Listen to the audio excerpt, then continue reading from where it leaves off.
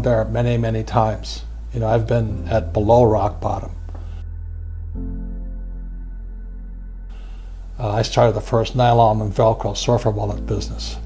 And I was in my 30s. Business went straight up and went down below zero. You know, how can you lose more money? Invest your money. So I was down $800,000 at 32 years old. And my poor dad was a great guy. He's a school teacher, head of education for the state of Hawaii. And my poor dad felt sorry for me. And my rich dad says, hey, congratulations, you lost your first business. See, it's in the mindset. He says most entrepreneurs will lose 3 businesses. So rather than run and declare bankruptcy, he says, look, go talk to all your investors, tell them you messed up, you know, tell them you're going to work it out, you're going to pay them back, and go fix that business of yours. So rather than run and hide like some of my partners did, this is in Hawaii where I started the Velcro wallet business. I had to go back in and kind of find out most of the mistakes I made. And then when I could pay people back, because the business was up and running, then I started to pay people back from the successful operation. So I learned more from failing than I did in all my years of school. So that was really good. And then I took my little nylon wallet company out of the surfer market and I took it into rock and roll, of all things.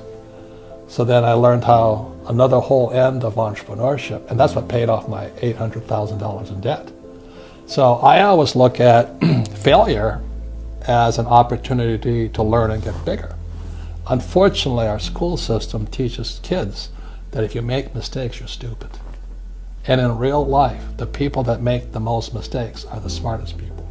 Guys that make the most mistakes in life win, except in school, because you get punished for making mistakes. So it's just in your mindset. And so when I lost my first company, it was great. I lived on the street, I was homeless, got yelled at a lot by my investors. It was building self-esteem, and I said, I'll pay you back. You know, you trusted me, I messed up, but I'll pay you back. And it was that spirit, it's called the entrepreneur spirit. I rebuilt the company, took it out of surfing and took it into rock and roll, and we pulled it out of bankruptcy. I never declared bankruptcy, but I paid back my investors. I still had no money, but I paid back my investors. You wake up tomorrow morning and you're on the street and you have nothing. You don't have a single contact in your network. All you have is the knowledge and experience that you've had throughout your career. How do you build up from there? Well, I've been there many times. So it's no big deal. You just figure out what's needed and wanted and you go do it. You know, people always kind of dump on, what do you call it, fast food industry. If I had to do it again, I'd go work for McDonald's. And the reason I go work for McDonald's, you know, whether it's $7 an hour or 15, I don't really care.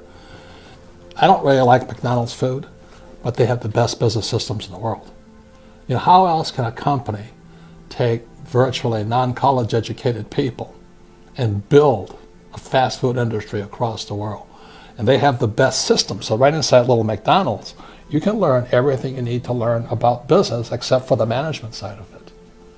So I just go work at McDonald's so I can learn even more.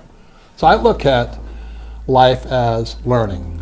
I'm constantly learning. You know, I'm reading constantly, studying constantly. I spend most of my time with entrepreneurs. I don't spend my time with people who complain about the economy, you know. So nothing will really change. I just go back to being an entrepreneur. You know, you better have a spirit that's so strong. You cannot let other people's opinions and criticisms. At that point, he started to learn. He says, I learned a lot from my last business. Let me take what I learned from my last business and put it into this business. The same as I said, I was in surfing. When my nylon business went down, I took what I learned and transferred it to rock and roll. You know, I mean, and then I transferred it into education. So today I'm an entrepreneur in education. I teach entrepreneurship because I understand what entrepreneurship is. The trouble with most entrepreneurs are self-employed. So they quit their job And you know, in America today, the SBA, the Small Business Administration, says there's 28 million small business owners. 28 million.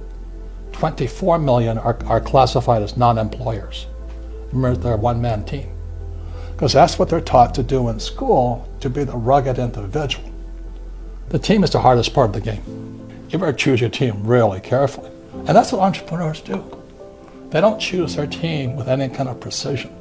Now, I made that mistake.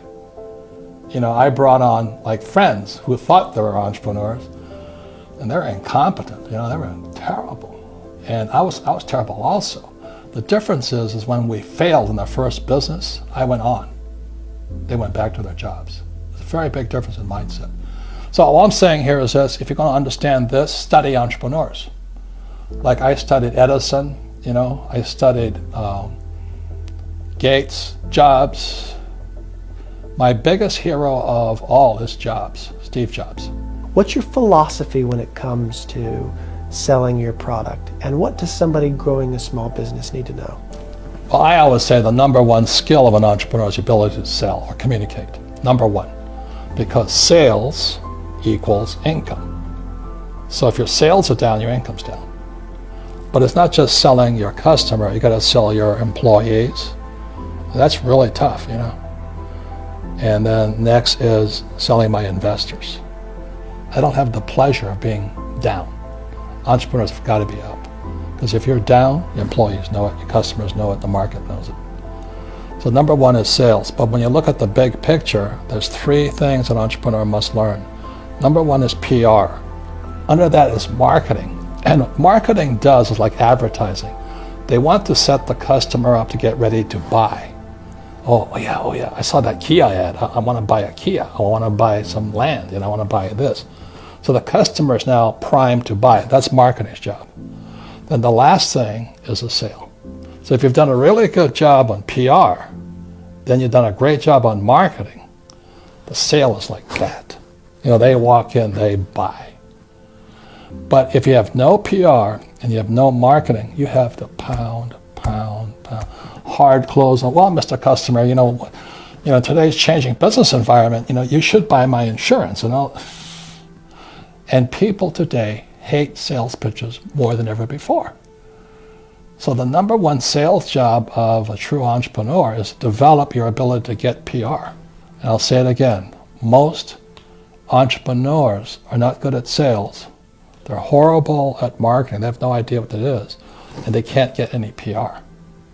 And so they struggle. And again, sales equals income. So they crash.